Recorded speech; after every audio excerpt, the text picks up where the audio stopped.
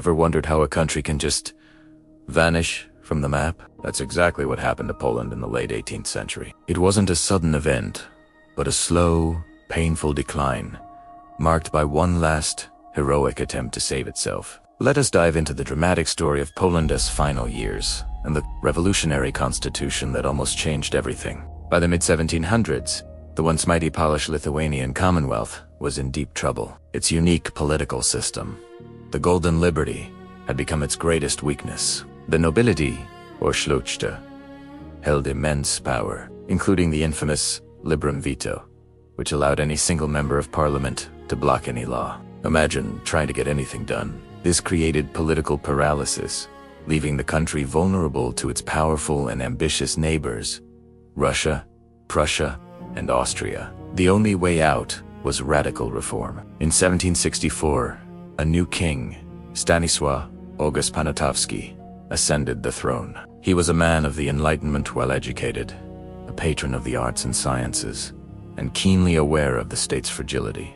Interestingly, his election was heavily backed by Catherine the Great of Russia. She likely saw him as a puppet she could easily control, but King Stanisław had his own vision for Poland. He tried to walk a tightrope, balancing the demands of different noble factions while trying not to anger his powerful Russian ally.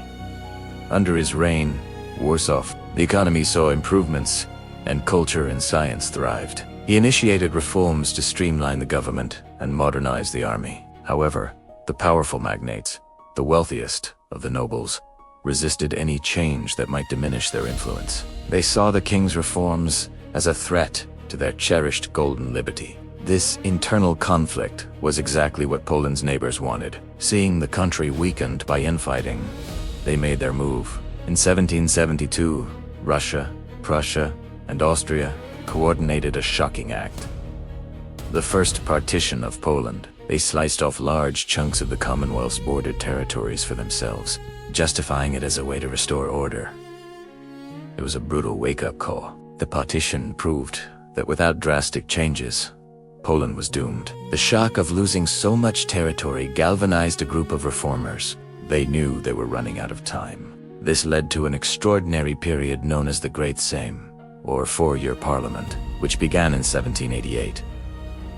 For 4 years, patriots and reformers debated, argued, and worked tirelessly to create a new framework for the Polish state. Their goal was to create a strong, modern government capable of defending its sovereignty. The culmination of their efforts was a document that would make history. On May 3, 1791, they adopted the Constitution of the Polish-Lithuanian Commonwealth. This wasn't just any law. It was the first modern, codified national constitution in Europe, and the second in the world, right after the United States Constitution.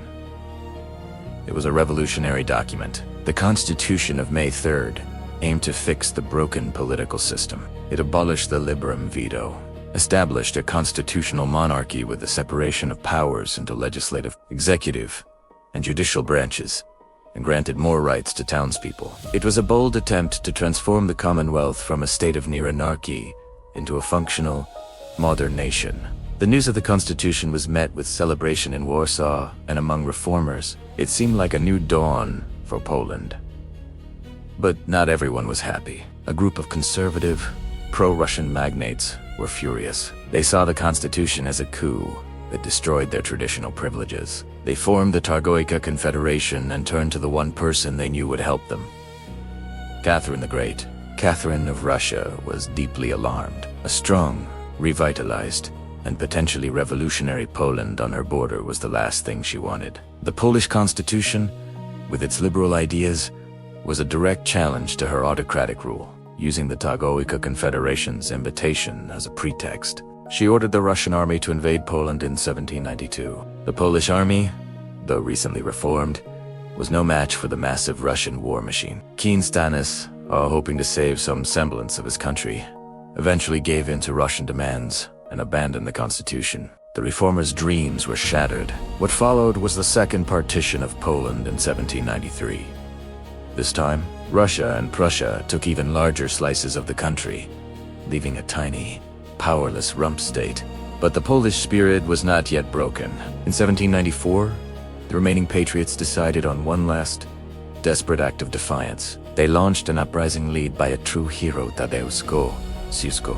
Kościuszko was a veteran of the American Revolutionary War, where he had fought alongside George Washington for the cause of liberty. He returned to Poland to fight for his own country's freedom. The Kościuszko uprising was an incredible display of bravery. People from all walks of life, nobles, peasants, armed with scythes, and townspeople rallied to the cause. At the Battle of Rakwaves, peasant forces famously helped secure victory against the Russians. Kościuszko issued a proclamation granting peasants greater freedom, trying to turn the fight into a true national revolution.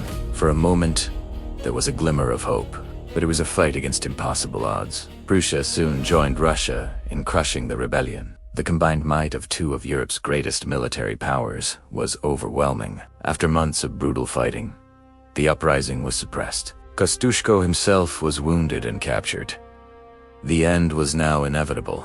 In 1795, Russia, Prussia, and Austria carried out the third and final partition. They divided up what little was left of the Polish-Lithuanian Commonwealth, completely wiping it off the map of Europe. The king was forced to abdicate, and the name Poland ceased to represent a sovereign state. For 123 years, Poland would not exist as an independent country. Yet, the memory of the Commonwealth, the ideals of the May 3rd Constitution, and the heroism of the Kościuszko uprising lived on.